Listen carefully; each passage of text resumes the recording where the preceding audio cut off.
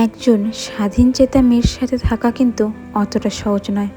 এমন হতে পারে সে তোমার কথা শুনল না, তুমি তাকে বলছো তুমি এখানে যেতে পারবে না, তুমি ওখানে যেতে পারবে না, তুমি তার সাথে কথা বলবে, এর সাথে কথা বলবে না। এই সব কিছুর শেষে কিন্তু তার একটা কথা থাকবে, কেন কেন আমি এমনটা করতে পারবো না। সে কিন্তু মুখ বুজে সব কথা সহ্য করবে না। সব কথার শেষে তার একটি লজিক থাকবে, আসলে কি আমি ভুল নাকি সামনের মানুষটা ভুল। সে কখনোই নিজের স্বপ্ন পূরণ করার জন্য তোমার উপর নির্ভর থাকবে না। সে সব সময় চেষ্টা করবে রেস্টুরেন্টের বিল থেকে শুরু করে শপিং মলের বিল তোমার সাথে যাতে ভাগাভাগি করে নিতে পারে, কোনো কিছুই যাতে অন্যের উপর নির্ভর না হতে হয়। সে কখনোই নিজের পায়ে শিকল বেঁধে থাকবে না।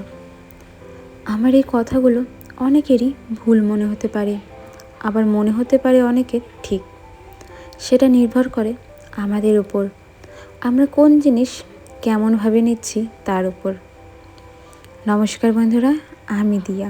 আমার একটি নতুন ব্লগ ভিডিওতে তোমাদের সবাইকে জানাই অনেক অনেক স্বাগত। আজকের ভিডিওটা অনেক বেলাতে শুরু করেছি, তোমাদের সাথে কি শেয়ার করব বুঝতেই পারছিলাম না। তো ভাবলাম আমি যে কাজগুলো করি সেগুলোই না হয় শেয়ার করি, তোমাদের ভালো লাগবে কি না সেটা আমার জানা নেই। এখন তো বিকেলের সময়, ঘড়িতে বাজে প্রায় 4:30টার মতন, আর এখন সন্ধেও অনেকটা দেরি করেই হয়, প্রায় 5:30টার দিকে। সকালের আর বিকেলের কাজের মধ্যে তেমন কোনো পার্থক্য থাকে না।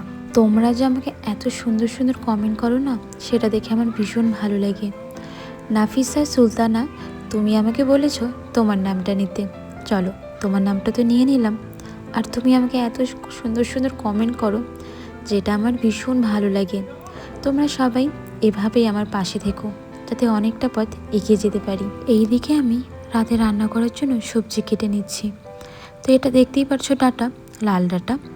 সেটাকে না আমি কীভাবে কেটেছি বলো তো? ছোটোবেলায় তো আমরা সবাই রান্নাবাটি খেলেছি, এইভাবে কিন্তু অনেকবার মাছ বানিয়েছিলাম। জলের মধ্যে ডুবিয়ে রাখলে দুপাশটা একদম ফুলে যায়, আর বলতাম কি এটা দিয়ে না মাছের তরকারি রান্না করব। তো আজকেও সেটা করেছি।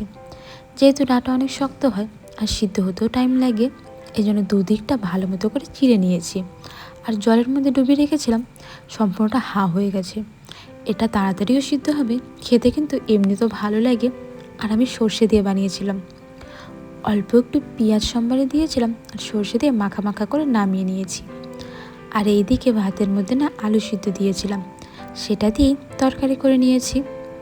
রাত্রে না ভালো মতো ভিডিও করা যায় না, যেহেতু রান্নাঘরের লাইটটা একদমই খারাপ, খুব কম আলো হয়। আর এদিকে রান্নাবাড়ি হয়ে গেছে, রাতের খাওয়ারও শেষ। ভিডিওটাও আজকে এখানেই শেষ করছি।